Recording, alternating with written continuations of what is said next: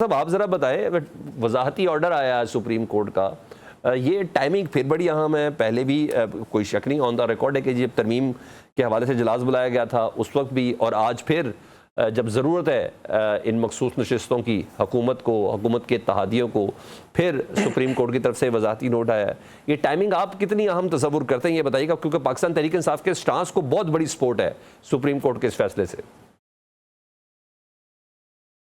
देखें सर, बात यह है भाईजान कि इस वक्त जो सूरत हाल है वो ये है कि जो इलेक्शन कमीशन है वो अपनी क्रेडिबिलिटी खो चुका है, क्योंकि जिस दिन सुप्रीम कोर्ट ऑफ पाकिस्तान ने ये कहा था अपने रिमार्क्स में कि हमारे फैसले की तशरीह इलेक्शन कमीशन ने सही नहीं की, जब हमारे से हमारा निशान छीना गया 13 जनवरी 2024 को 8 फरवरी के इलेक्शन से पहले।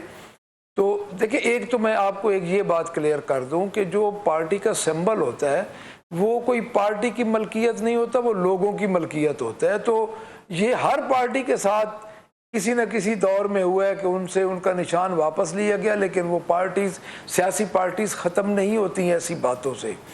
तो एक दफ़ा जब हमारा निशान हमारे से वापस लिया गया, कोई प्रेशर कुकर के निशान पे लड़ा, कोई जूते के निशान पे लड़ा, को पता नहीं किस किस निशान पे लड़ के हम असेंबली में पहुंचे।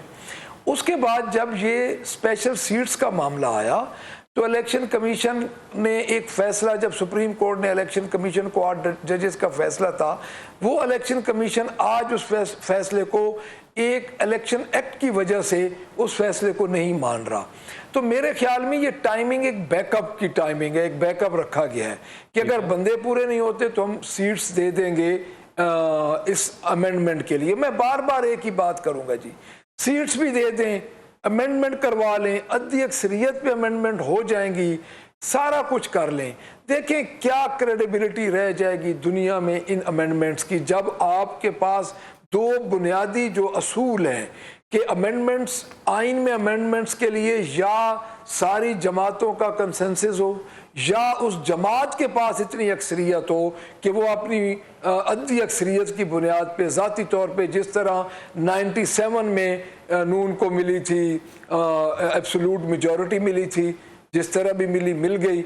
लेकिन इस वक्त जो पोजीशन है, ना ही अद्दी अक्सरियत है और ना ही इनके पास कंसेंसस आ रही है। अभी आप मौलाना गफूर हैदरी साहब की स्पीच सुन ले, उन्होंने अभी रिसेंटली की है कि हमें धमकियां दे के, मार के, हमें डरा के तो हमसे वोट नहीं लिए जा सकते। इम्पैक्ट तो ये भी आ रहा है ना कि आप और मौलाना साहब ना जानबूझ के 25 तारीख तक खींचना चाह रहे हैं सारे मामले को। वो भी तो एक शक शुबे वाली बात है ना, बात इतनी सादा तो नहीं है जितनी आप बता रहे हैं। मेरी